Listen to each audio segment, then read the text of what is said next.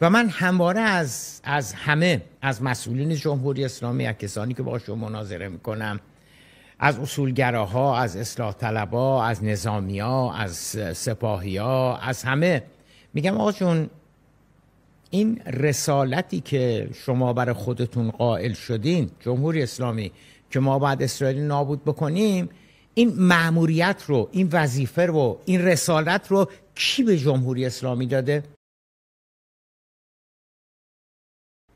مخالفت شما در سال 1357 58 59 60 اصلا تهدیدی در رابطه با اسرائیل وجود نداشت، ولی شما اون موقع مرگ بر اسرائیل میگفتید. اون موقع چرا؟ چون ایدئولوژی بود. شما بر اساس ایدئولوژی بود که گفتین مرگ بر اسرائیل. شما بر اساس ایدئولوژی بود که گفتین باید اسرائیل نابود بکنیم. منتها حالا اومدید یه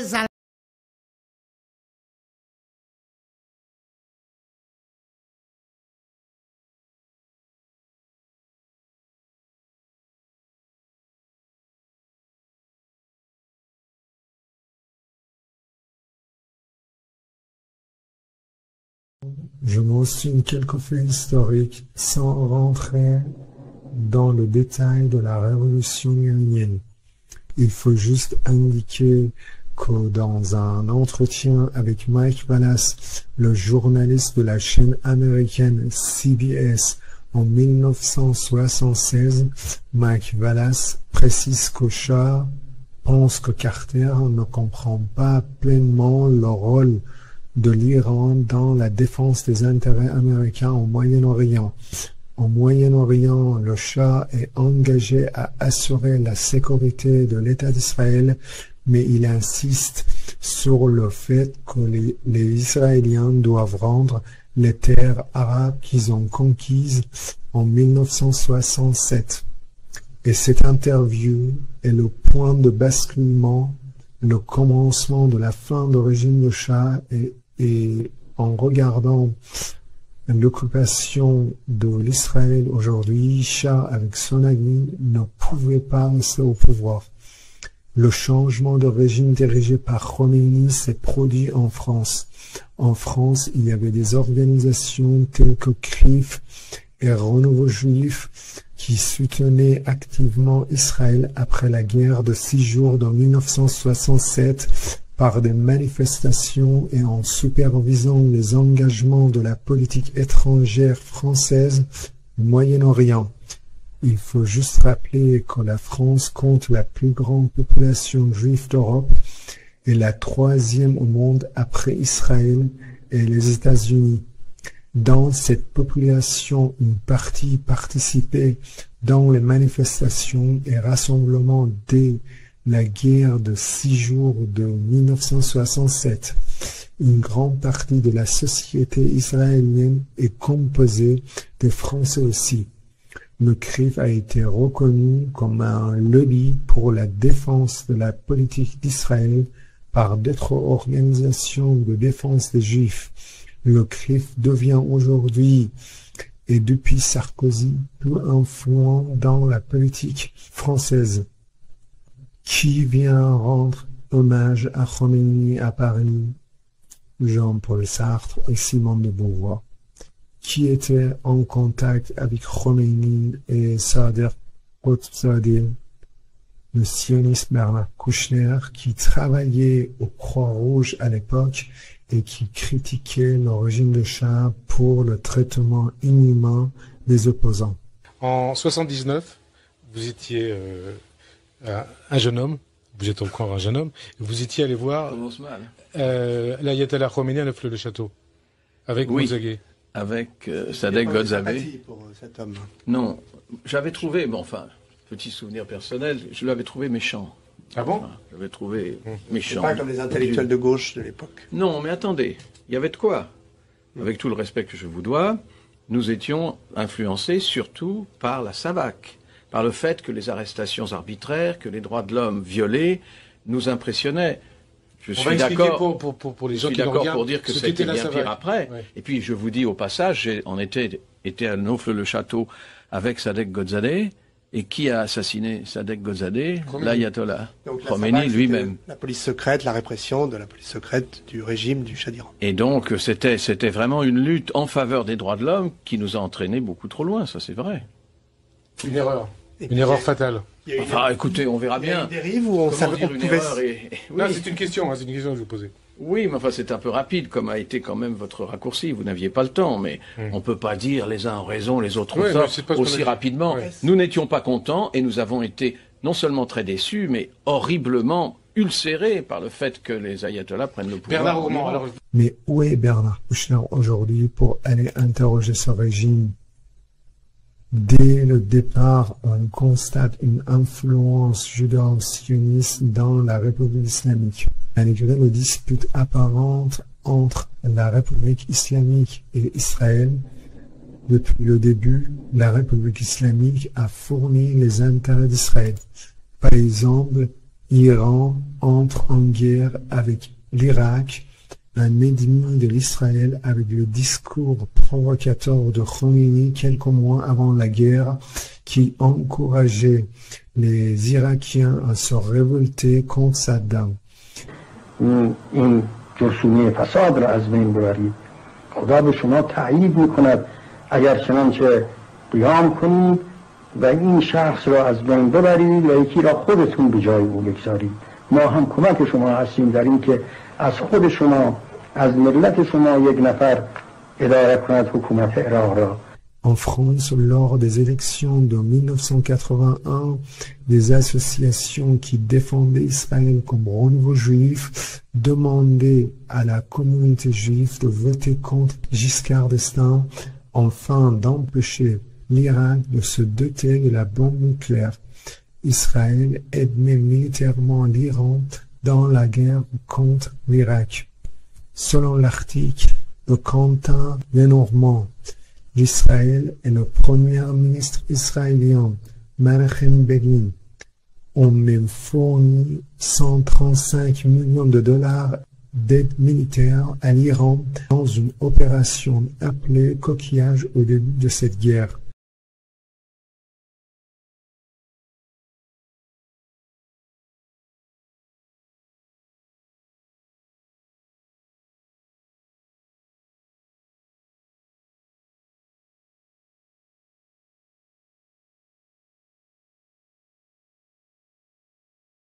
Moffred was a student at Bradford University in England.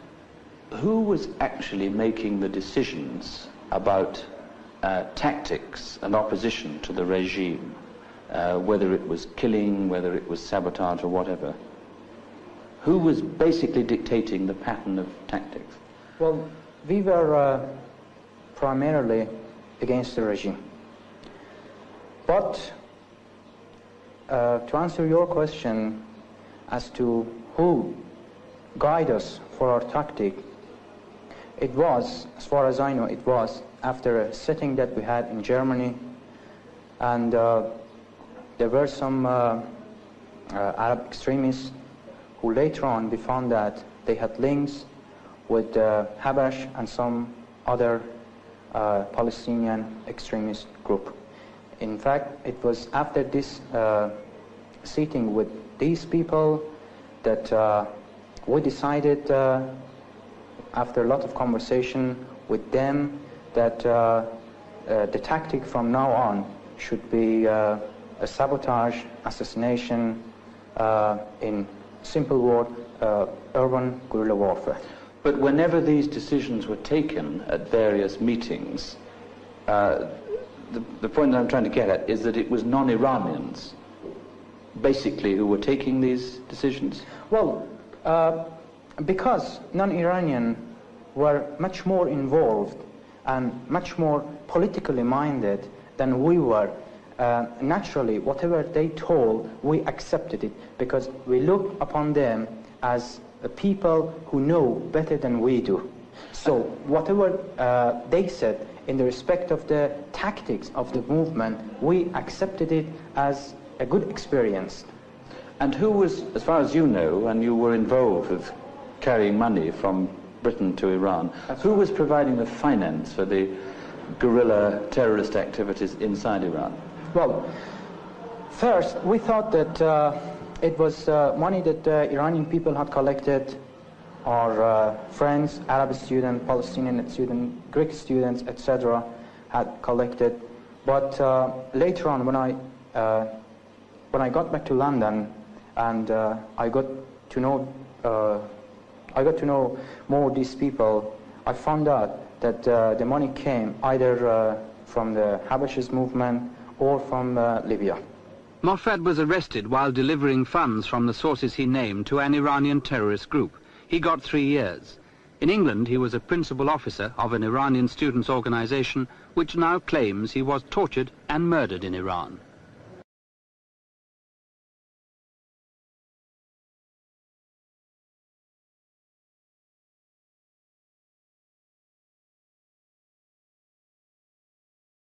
Where do you get the arms from? از کجا شما این اسلحه ها رو به دست میارید؟ نمیدونم. I don't know. I understand that some of them come from the Palestinian organization, the Palestinian Liberation Organization. Is that true? من اینجور بهم تفاهم شده که بعضی از این اسلحه ها از جبهه آزادی بخش فلسطین میاد. آیا این درسته؟ اطلاعی ندارم. I don't have any information on that. Would it surprise you? آیا باز تعجب شما نخواهد شد که این اسلحه از طرف فلسطینی ها آمده باشه؟ نمیدانم. No, I don't have any information on that. It is true that you are in sympathy with the aims of the Palestinian Liberation Organization. Is it not? آیا این درست است که شما طرفدار اهداف جبهه آزادی بخش فلسطین هستید؟ ما طرفدار مظلوم هستیم. هر کس در هر قطری که مظلوم باشد ما طرفدار اونها هستیم و فلسطینی ها مظلوم هستند. اسرائیل به اونها ظلم کرده است. از این جهت ما طرفدار اونها هستیم. We are the supporters of any oppressed people. Anyone, anywhere who is oppressed, we will have sympathy with them. The Palestinians are oppressed by the Israelis, and Israelis is the oppressor, so we are sympathetic with the Palestinians. If the Shah were overthrown and the kind of government you want came to power in Iran, how would Iran's relations with Israel change? اگر چنانچه شاه برود و دولت مورد نظر هر سالی بیاد روی کار، چه تغییراتی در روابط دولت شما با اسرائیل رخ خواهد داد؟ ما اسرائیل را طرد خواهیم کرد و هیچ رابطه‌ای با او نخواهیم داشت. او دولت غاصب است و با ما دشمن. We will cut our relation with Israel. Israel is a transgressor and is our enemy. Does that mean that Israel would no longer receive oil from Iran? آیا این به معنی است که اسرائیل نفت از ایران دریافت نخواهد کرد؟ نخواهد کرد. No. He will not receive the oil. No more oil from Iran for Israel. That's right.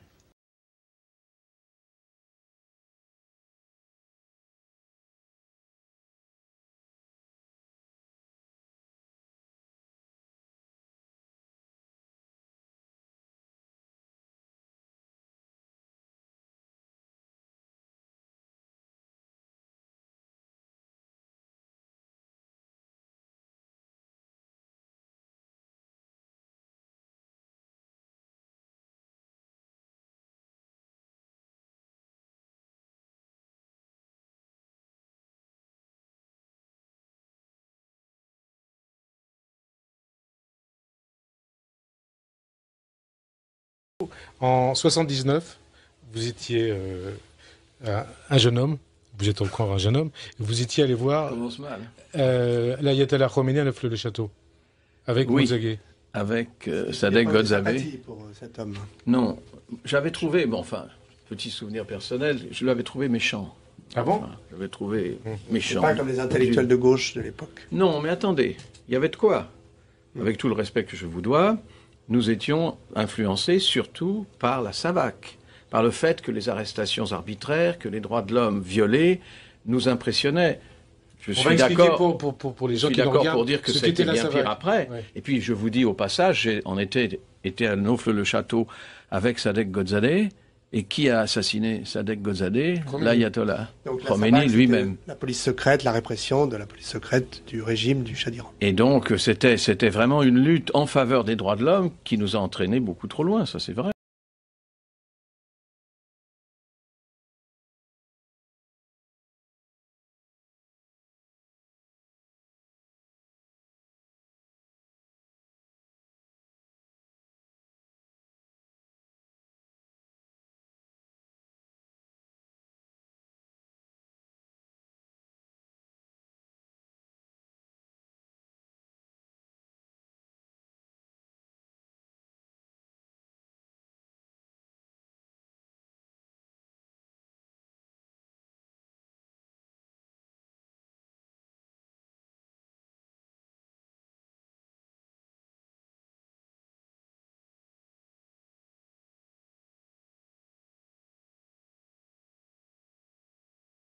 He clearly favors Ford, though he will not say so publicly.